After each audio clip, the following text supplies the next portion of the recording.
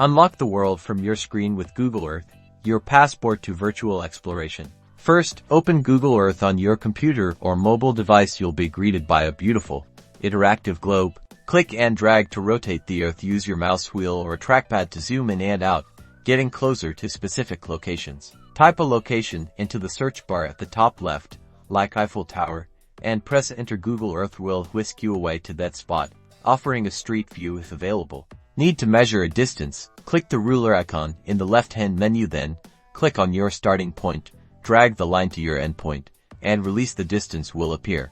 For a truly immersive experience, activate the 3D view by tilting the globe using the compass control in the lower right. Explore mountains, canyons, and cityscapes like never before. Discover curated stories and tour by clicking the Voyager icon. Explore different themes and locations around the world with informative content. Get creative and build your own virtual tour.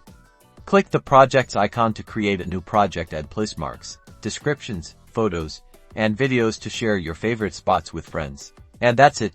You're now ready to explore the vastness of our planet from the comfort of your own home. Happy exploring!